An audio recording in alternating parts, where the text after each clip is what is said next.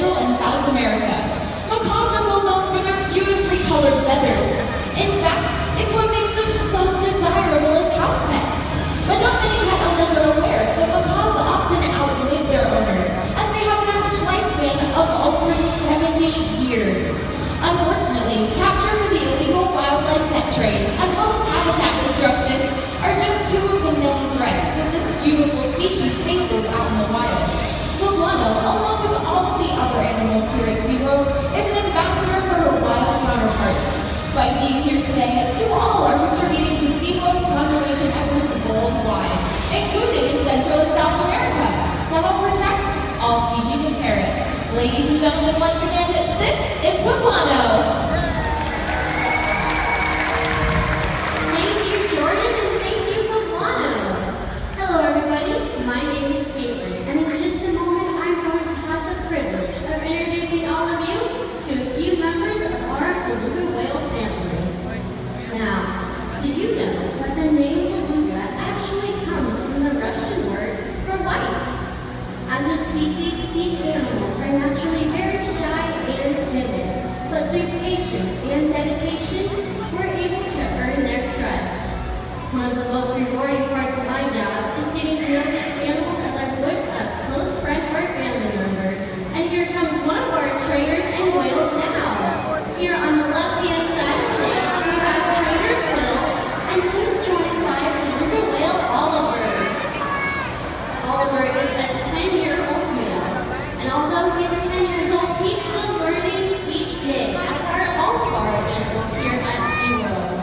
And now get ready for our second whale who's joining us. We have trainer Matt, joined by beluga whale Samson. Now Samson is only 4 years old, and he is actually Oliver's nephew. Now, beluga whales are well adapted for their life in their Arctic environment. And one of the really obvious adaptations that they have is that instead of having a triangular dorsal fin on their back, they have what we call a dorsal ridge. Now the dorsal ridge allows less area for heat loss, and they can swim right below the surface of the ice. They can even use it to push up on the ice to create holes for breathing. Now another interesting adaptation of the beluga is that they have all mobility and flexibility in their heads and their necks. This allows them to move their head up and down as well as from side to side. Isn't that right, you guys? Now, can Chiru do that?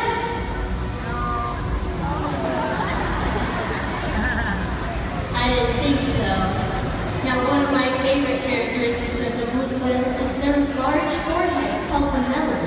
The melon actually changes shape as the whale makes sounds, and they've even earned themselves the nickname, the Canaries of the Sea, because of the many vocalizations that they made. Let's see if these guys can demonstrate a few of those for us right now.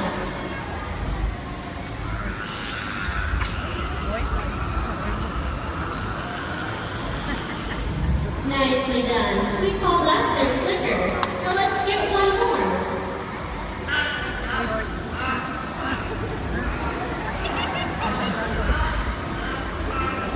We call that one the duck quack. Now here at SeaWord San Antonio, we have a family of 9 beluga whales. And coming by the glass right now is one of our youngest. We have beluga whale Kenai, who just recently celebrated his first birthday. He's joined by the glass by his mother Luna and our trainers Carrie and Amy. Now can you guys believe that beluga whale moms are pregnant for 15 months? They give birth to a calf that's about 5 feet long and 140 pounds. Now you may notice that Kenai is a bit of a darker gray color compared to his mom. Calves are born a dark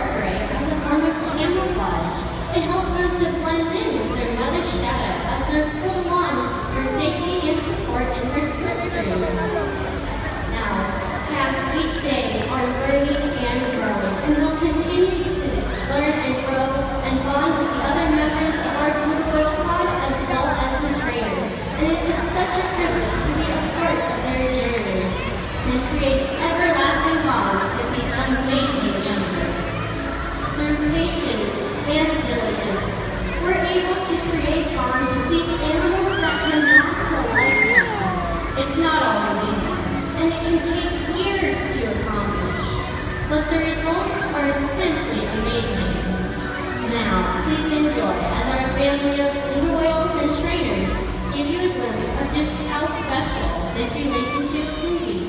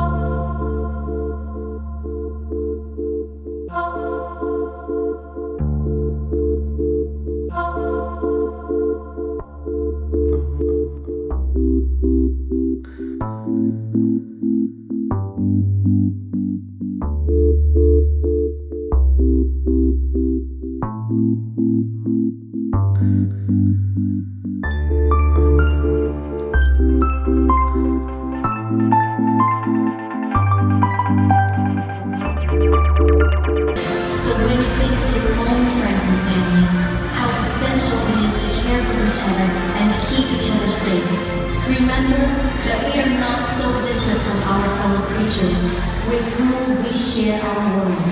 Let's hear it again for our team of trainers and beluga whales.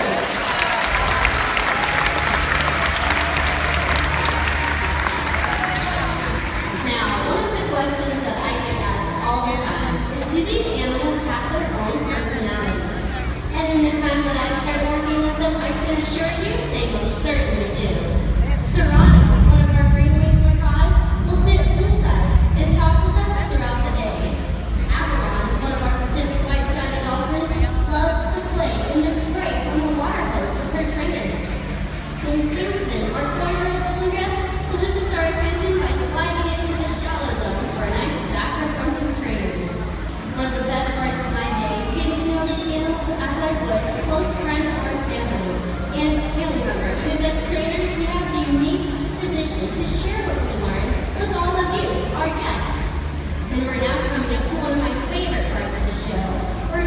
special guests from the audience will have their own opportunity to meet one of our dolphins and blue whales. So I'm going to turn it over to my friend Phil with one of our special guests. Hello everyone, my name is Philip and this is my special guest Santiago. And Santiago, why don't you tell everybody where you're from? Everyone, Santiago is all the way from Switzerland! Well, welcome. You and I are actually going to step all the way down onto this ledge right here. So I'm going to grab on your arm. It's a little bit steep. There you go. Very nice. And then what we're going to do is shimmy our feet all the way up here to the very ledge. So come all the way up here. It's a little bit slippery. Very nice. And here is Avalon. Avalon is a 16-year-old Pacific white-sided dolphin. Have you ever met a dolphin? Alright, well today you are going to help me show the audience a few of the differences between these Pacific white-sided dolphins and beluga whales. So first things first, I'm going to ask Avalon to line up along the side of the pool. Very nice. So you get a nice, good look at that body shape. Now these Pacific white-sided dolphins have what we call a fusiform body, which means that they're shaped sort of like a torpedo. And you can reach down and get a nice feel for that, so you can touch it on. What does she feel like? She feels soft? Yeah, a lot of people say they kind of feel like a wet marshmallow or a wet hot dog or something like that. Now that torpedo-like body shape actually allows Avalon here to swim at speeds of up to around 22 miles per hour. And check it out as she shows you just how fast she can swim. Wow, look at her go! Hey everyone, my name's Carrie. I'm actually on the other side of the pool with beluga whale Luna. I'm a special guest from the audience. Everyone, this is Jenny. If you can both agree that Avalon is pretty quick, but just like Pacific white-sided dolphins, beluga whales also have a fusiform body shape, which means it allows them to swim through the water by reducing drag. So Luna's going to show us just how fast a beluga whale can swim. We're going to give her a poke right there, Jenny. Ready, go! And Luna is off. Okay, so not quite as quick as Avalon over there. Beluga whales actually have a very large, robust body with thick layers of blubber. They live in Arctic waters, and they need that blubber to stay warm. They typically swim at about 2 to 3 miles per hour, but they can reach top speeds of 14 miles per hour if they're trying to escape the predator. So not quite as fast as Avalon, but maybe a little impressive for her size. I don't know. Avalon's showing off her speed right now as we speak, actually. As you guys can see, she's a lot smaller than the beluga whale, so she's able to glide through that water. A lot more impressive. I don't know.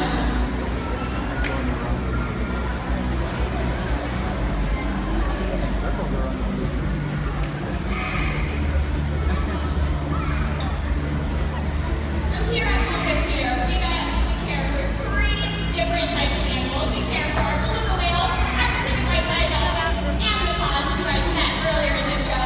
One of the very cool things we're able to do here at this stadium is actually multi-species, which means we get to have our beluga whales and Pacific white-sided dolphins interact. Now, I don't know how many of you are aware, but we actually recently had one of our beluga whales give birth to a calf. Her name is Chrissy. Chrissy gave birth to a calf about a month ago. Now, since that time, we've actually kind of been out of commission with our shows since then. So the beluga whales and Pacific white-sided dolphins haven't seen or hung out with each other as much since Chrissy has given birth. So they have a little bit of time to get to know each other and get reacquainted. So we're going to ask them to come over here together and hang out.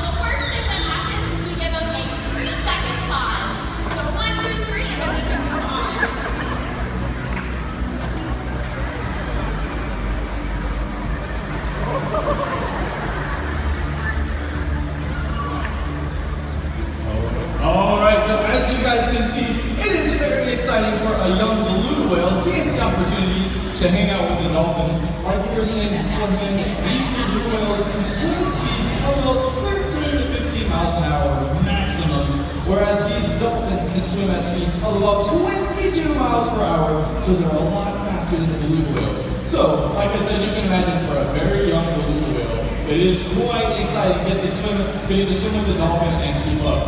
Now, I would like to hear a little bit of feedback from the audience. How many of you kids out there would rather hang out with a dolphin than hang out with your mom?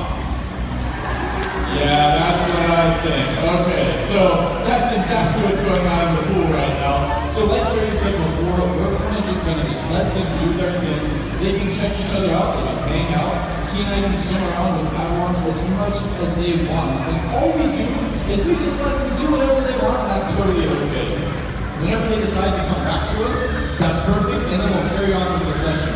But we never make our animals do anything. All we expect is for these beluga whales to be beluga whales, and these dolphins to be dolphins, which is pretty much what they're doing right now. So you guys might see us using our hands to slap in different locations around the pool.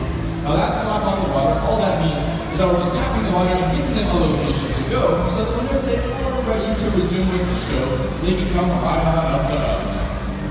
Now you can see the map here is reinforcing Avalon by asking him to roll over.